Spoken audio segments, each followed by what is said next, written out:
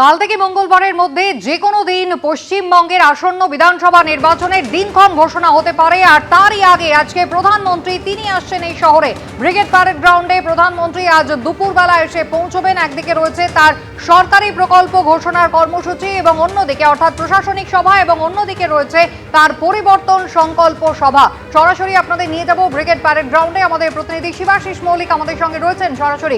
শিবাশিস, প্রথমত নিরাপত্তা ব্যবস্থা এবং কি বন্দোবস্ত হয়েছে দেখতে চাইবো, এবং দ্বিতীয়ত সরকারি মঞ্চ থেকে পশ্চিমবঙ্গের মানুষের জন্য আজ কি কি ঘোষণা করতে চলেছেন প্রধানমন্ত্রী? দেখো, শুরুতেই তোমায় বলে রাখি, ভোটমুখী বঙ্গে আজকে নরেন্দ্র মোদীর কলকাতায় জোড়া সভা। কলকাতার এই ব্রিগেড প্যারেড গ্রাউন্ডে সেখানেই জোড়া সভা আয়োজন করা হয়েছে প্রধানমন্ত্রী। একদিকে পরিবর্তন সংকল্প সভা, এবং সেই পরিবর্তন সংকল্প সভায় বাঙালিয়ানা ফুটিয়ে তোলা হয়েছে।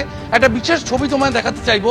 আমি একটু আগেই বলছিলাম যে দক্ষিণেশ্বরের আদলে যে মূল মঞ্চ, তার দুদিকে দুটি ক্যানভাস করা হয়েছে, এবং তাতে কিন্তু এই যে এগুলো একেবারে হাতে আঁকা, এবং দার্জিলিংয়ের চা, আলিপুরদুয়ারের হাতি, কোচবিহারের রাজবাড়ি এবং মালদার আম, তারপরে নাম সংকীর্তন, বিষ্ণুপুরের টেরাকোটা, বাউল, বিষ্ণুপুরের মন্দির, একেবারে বাঙালি সংস্কৃতির বিভিন্ন দিক কিন্তু বঙ্গ বিজেপির তরফ থেকে তারা ডেকোরেশনের ক্ষেত্রে ফুটিয়ে তুলেছেন।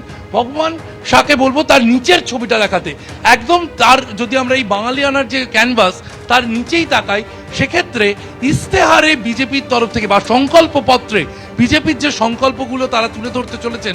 ৪৫ দিনে সপ্তম পে কমিশন, পরীক্ষার বয়সসীমায় ৫ বছরের বিশেষ ছাড়, এবং এই যে বিষয়গুলো বকেয়া ডিএ প্রদান, মূলত সংকল্পপত্রে যা যা তুলে ধরা হচ্ছে তার কিছু পোস্টার কিন্তু এখানে দেখা যাচ্ছে।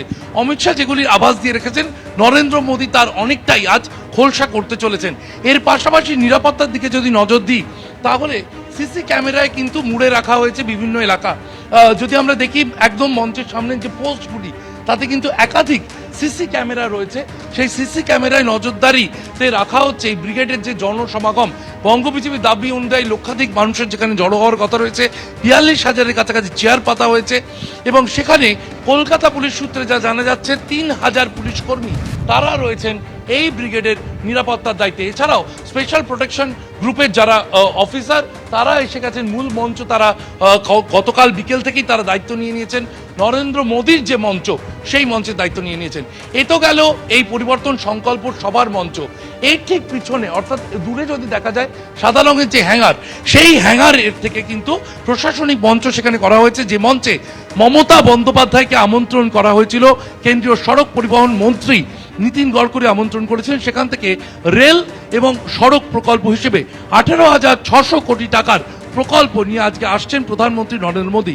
কিছু প্রকল্পের শিলান্যাস হবে, কিছু প্রকল্পের উদ্বোধন হবে নরেন্দ্র মোদীর হাত ধরে। তা হওয়ার কথা, যেখানে রাজ্যপাল RN রবি উপস্থিত থাকার কথা রয়েছে। এর মধ্যে একাধিক রেল স্টেশন, অমৃত ভারত প্রকল্পের অন্তর্গত 6টি রেল স্টেশন, বেলদা থেকে দাঁতন পর্যন্ত 3rd লাইন, কলাইকুণ্ডা থেকে সিগন্যালিং সিস্টেম ইত্যাদি যেমন উদ্বোধন রয়েছে, একাধিক সড়ক প্রকল্প, সে একাধিক সড়ক প্রকল্পেরও কিন্তু উদ্বোধন রয়েছে। মাঠে সার্বিকভাবে আমরা যা জানতে পারছি, তাতে বিভিন্ন প্রান্তিক জেলা থেকে ইতিমধ্যে বিজেপি কর্মী সমর্থকরা তারা রওনা হয়ে গিয়েছেন, এবং গতকাল রাত থেকেই কোচবিহার, আলিপুরদুয়ার, বীরভূম এই জেলাগুলি থেকে বিজেপি কর্মীরা কিন্তু কলকাতামুখী হয়েছেন।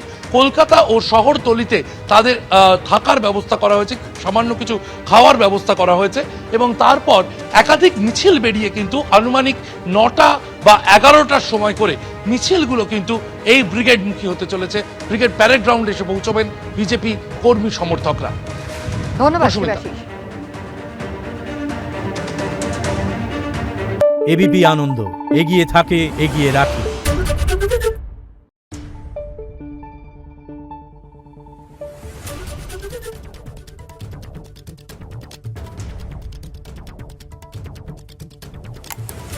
Thank you.